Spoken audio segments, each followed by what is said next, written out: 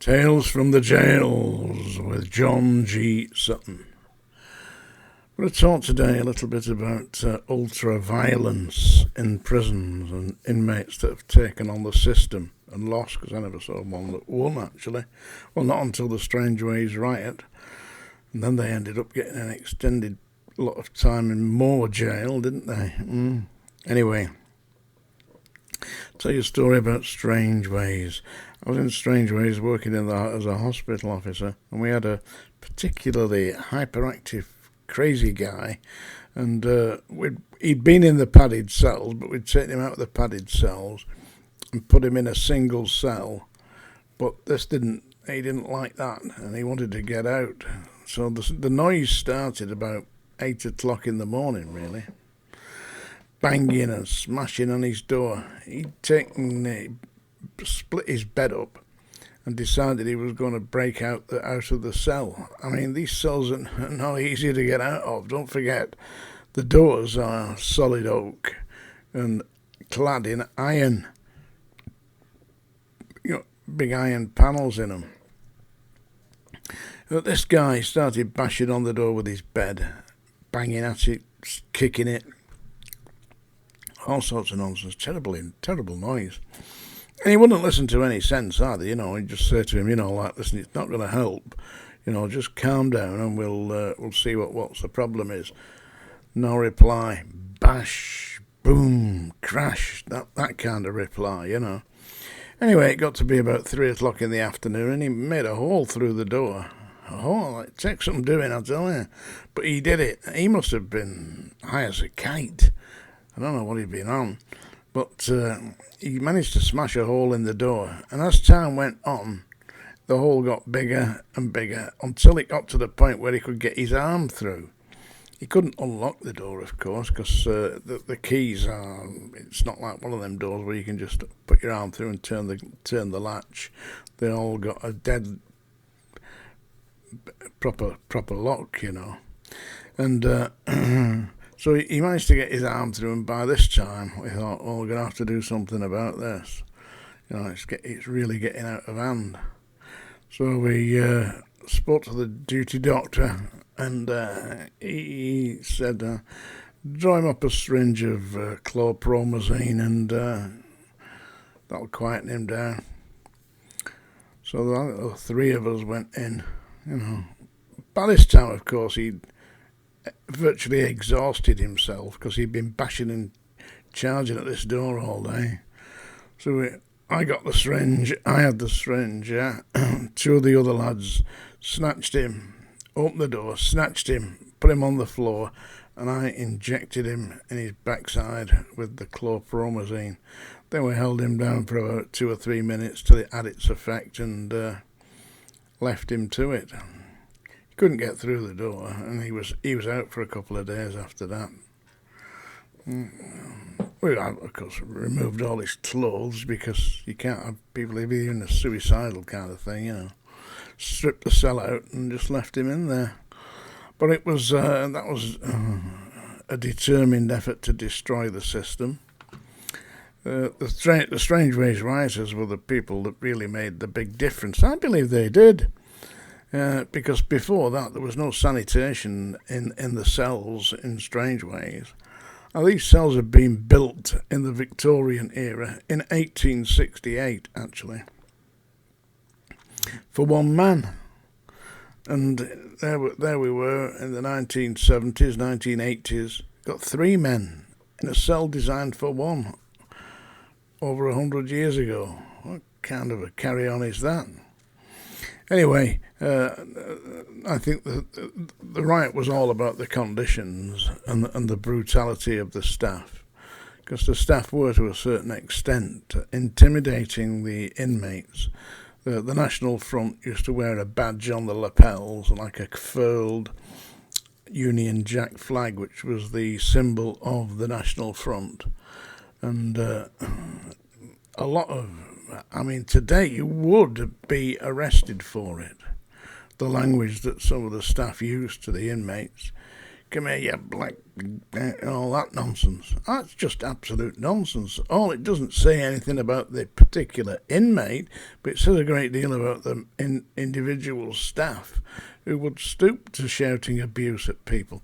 And don't forget, the prisoners in the jails, they are in a vulnerable position, aren't they? Because the prison officers have got authority to actually charge them and put them in front of the governor, and the governor, when I was there, Norman Brown, he would take remission off them.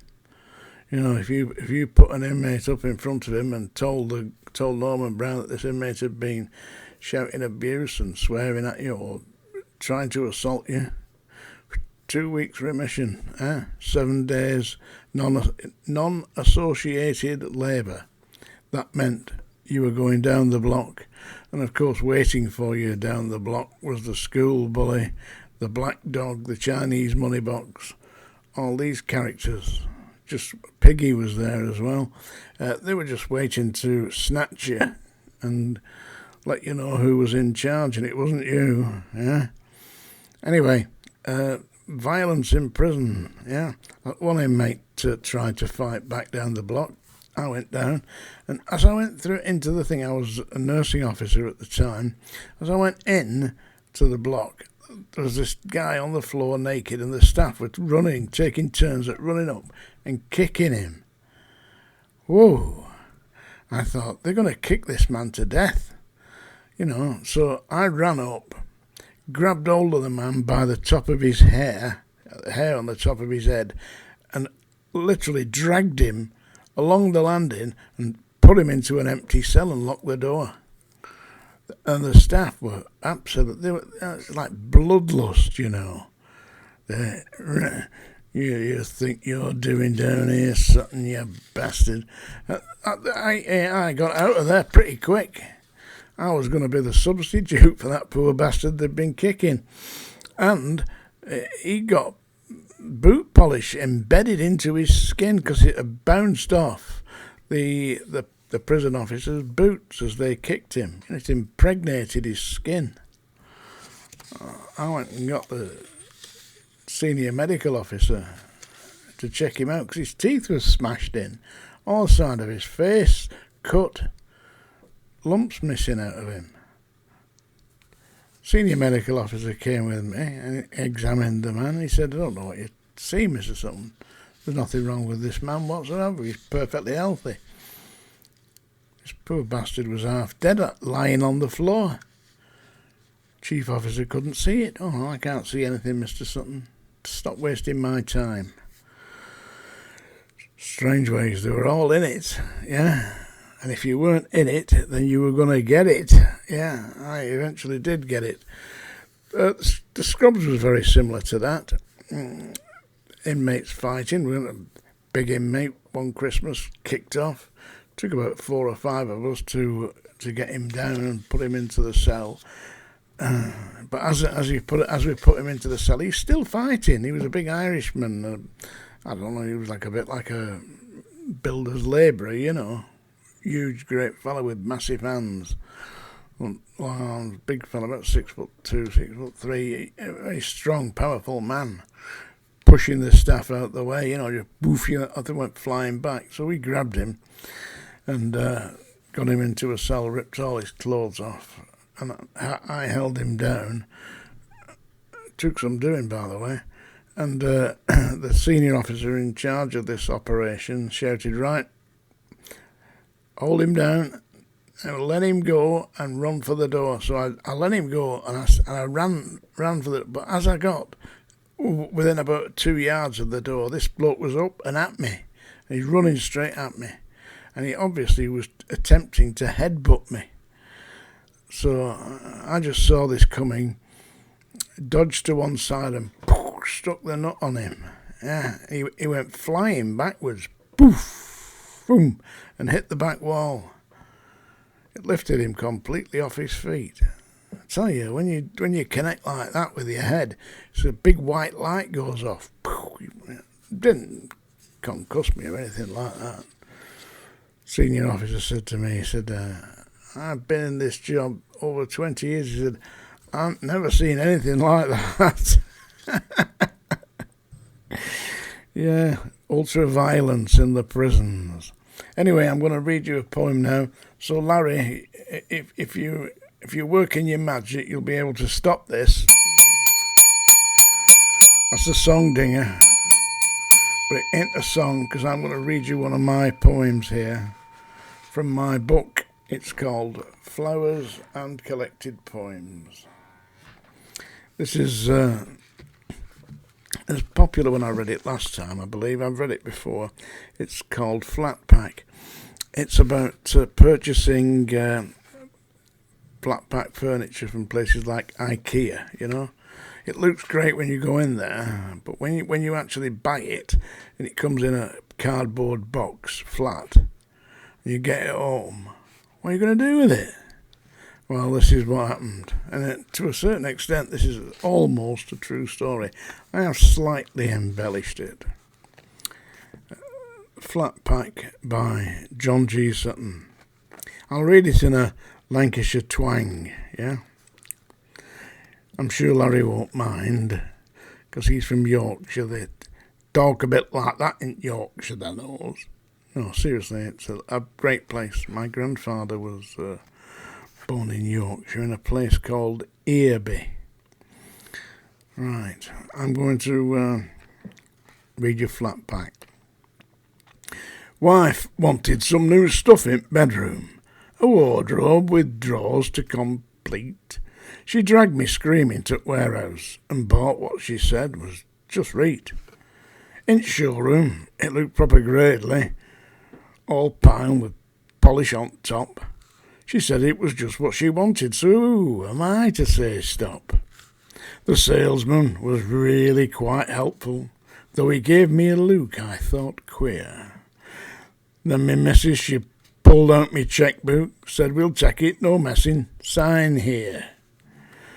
It were then that I knew the expression of the salesman, the crafty old sod, was one of quiet amusement, as if he knew something was odd.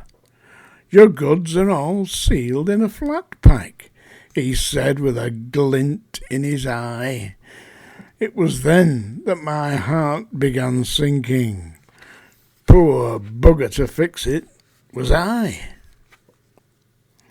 So we get this flat pack to the motor, but could we get it inside? It were a 9-foot wide ruddy wardrobe, smashed car rear door as we tried. At home with me fingers all bleeding, I'd trapped them twixt door and that pack. I were already wishing and praying she'd let me take bugger straight back. But my troubles had not even started. If only I'd known this before, I'd have chucked that flat pack furniture and not let it through me front door. The instructions were written in English. At least I recognised some of the words, but the directions and diagrams differed, and the drawings were really absurd. I counted the nuts and the widgets, the bolts and the dowlings and screws, the glue and the side clamps and hangers. This really was very, very bad news. The missus, she stood there, arms folded, inspecting the contents with glee. Yon salesman said it were easy. For Einstein, perhaps, but not me. My glasses, they soon got steamed up like. I get the sweat on me brow, struggling, grunting and trying to fix it together. But how? The drill holes inside here were missing. That, or just too small to see. I broke a screw in the end flange. By now, I was ready for D. There were bits here and there on the carpet. The dog ate the glue and was sick. Me missus, she turned Varnier purple, yelling and calling me thick. In the end, I could take it no longer. Took axe and chopped it to bits and burnt bloody lot in the garden. Me missus was having real fits. Then I went to the best shop in the city and bought new again off the floor. It were all fitted and put together, no flat back for us any more. We get that new stuff in our bedroom, a wardrobe with drawers fitted in, and if thou can fathom flat backing, that's a better mon than me, Gunga Din. Flat Pack by John G. Sutton. Sincerely hope you enjoyed that, and if you enjoy my writing, then you certainly must get a copy of my book, which is available on Amazon, by the way. The audio book is really doing well, and that's being extremely well received. People like it a lot. That's me done for today. Bye.